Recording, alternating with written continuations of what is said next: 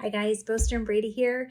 We are still in the book of Romans, and I am at a little retreat here in Sun River this week, and it's retreat here happening right here.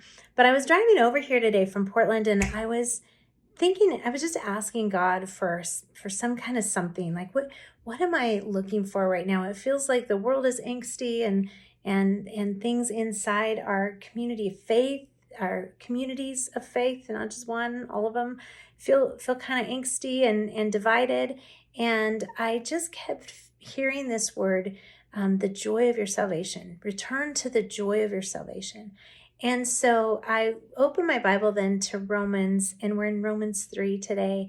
And I read this line, and it's one of the most clear presentations of the gospel of Jesus Christ. It's Romans 3, but it's out of the Message. I read it in a couple translations, and it says this. It's in verse 25. God sacrificed Jesus on the altar of the world to clear that world of sin.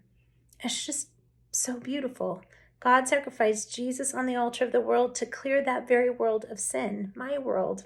I'm part of that. And then it says, having faith in him sets us in the clear. God decided on this course of action in full view of the public to set the world in the clear with himself through the sacrifice of Jesus, finally taking care of the sins he had so patiently endured. This is not only clear, but it's now. This is current history. God sets things right. He also makes it possible for us to live in his rightness. And listen to this. So where does that leave our proud Jewish insider claims and counterclaims? Canceled? Yes, canceled. What we've learned is this. God does not respond to what we do. We respond to what God does. We finally figured it out. Our lives get in step with God and all others by letting him set the pace, not by proudly or anxiously trying to run the parade. So I was thinking about that, and I know Paul is writing this to the Jews who felt like they had a corner on the market of pleasing God because they had the law, but Paul is saying the law didn't work for you anyway because you couldn't keep it. So you don't have the corner on the market anymore, and you don't need to because Jesus came to set us all free. And so you live inside the grace of God. That means you get to live free and you get to let others live free.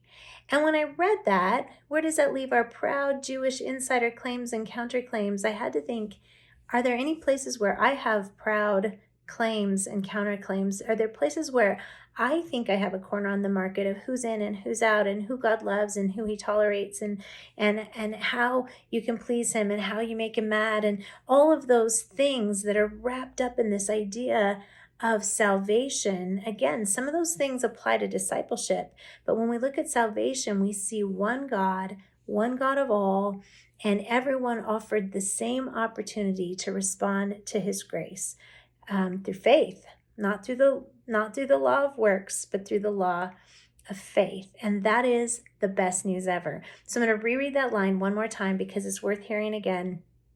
God sacrificed Jesus on the altar of the world to clear that world of sin. That is the joy of our salvation. That is what we can take hope in today. And if you haven't taken some time today or in the last week or the last month or whenever to thank God for sending his son Jesus to die on our world's altar for the sin that we carry, just take a minute and remind yourself how blessed you are, how loved you are, how surrounded you are, how forgiven you are, and give him some praise. Thank him today for that, because it is a beautiful thing when we return to the simple joy of our salvation. That's what I've got for you today. Keep coming back here and walk with us through the book of Romans. It is going to be worth it.